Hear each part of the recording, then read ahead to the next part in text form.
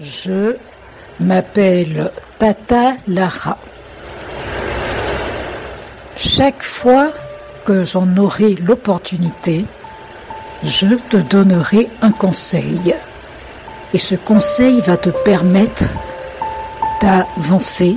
Ce conseil te permettra d'évoluer. Et surtout, il faut en faire bon usage et tu verras l'évolution dans ta vie. Bienvenue, nous allons écouter les conseils de Tata Lara. Moi, je suis déjà prêt. On y va, on écoute son conseil. Cette fois, j'ai décidé de donner des conseils sur le fait d'en finir avec les fautes d'orthographe. Les fautes d'orthographe, comment ne plus en faire? Les fautes d'orthographe, elles peuvent constituer un véritable obstacle dans les études ou le monde professionnel. Qu'il s'agisse d'envoyer un courriel important, de rédiger un dossier ou bien tout simplement de publier un texte sur les réseaux sociaux, nous sommes régulièrement confrontés à des difficultés qui nous font hésiter. Des hésitations d'autant plus préoccupantes que cela nuit à notre crédibilité qui est professionnelle. Le premier conseil que je vous donne pour ne plus faire des fautes d'orthographe, il faut améliorer durablement son niveau d'orthographe.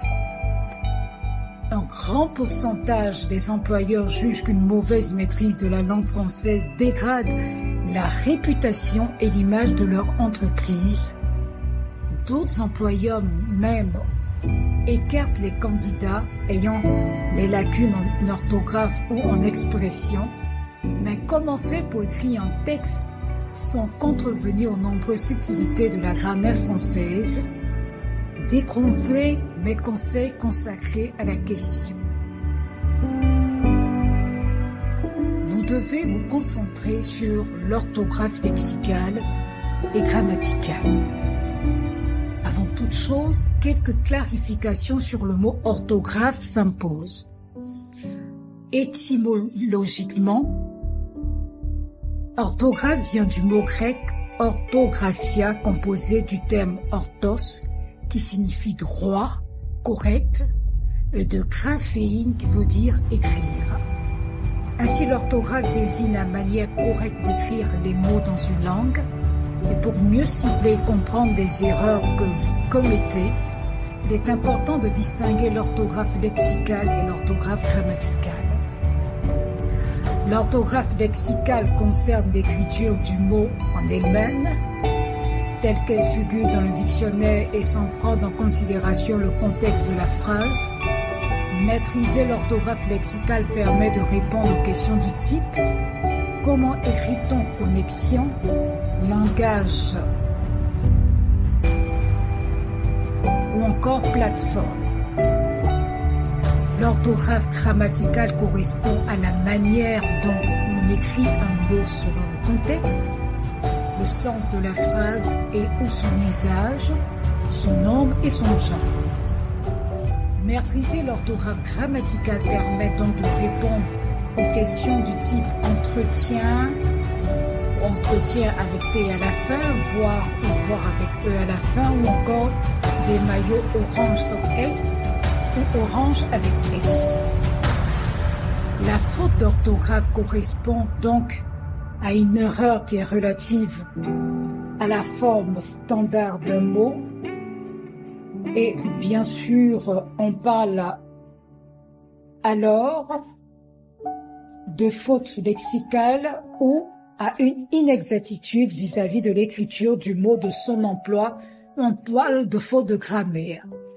Pour mieux se focaliser sur ces lacunes, on distinguera les erreurs d'orthographe lexicale, des fautes de grammaire, de conjugaison, de syntaxe ou de sémantique sur lesquelles nous reviendrons plus loin dans ce dossier. Les fautes lexicales, pour éviter ce type d'erreur, Vous avez plusieurs armes à votre disposition, notamment le dictionnaire et l'apprentissage ou la révision des règles lexicales. Il faut se servir du dictionnaire et en cas de doute sur l'orthographe d'un mot, ayez le réflexe dictionnaire. Prenez le temps d'analyser chaque lettre qui le compose en vous focalisant sur la partie qui vous fait douter afin d'en assimiler l'orthographe précise. Il faut garder un à portée de main ou de clavier, un dictionnaire à portée de main ou un dictionnaire de clavier pour pouvoir à tout instant revérifier l'écriture correcte du mot. C'est bien connu.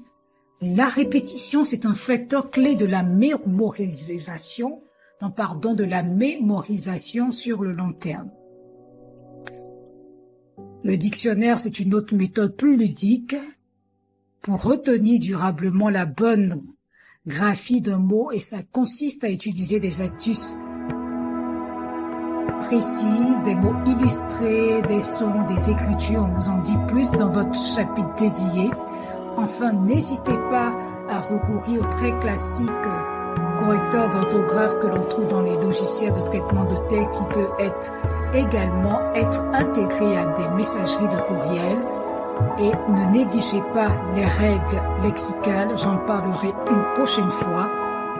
Les fautes d'orthographe, comment ne plus en faire, c'était le conseil du jour de Tata Lara.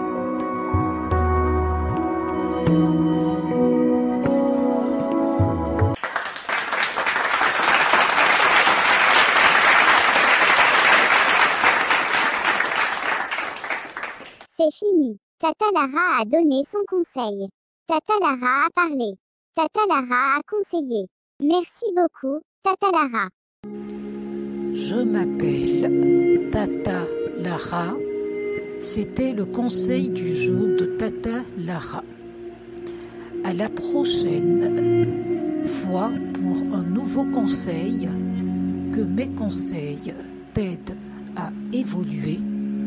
Que mes conseils t'aident à méditer, que mes conseils t'aident à changer, que mes conseils t'aident à mûrir, que mes conseils t'aident à grandir. C'était le conseil du jour de Tata Lara. Je m'appelle Tata Lara.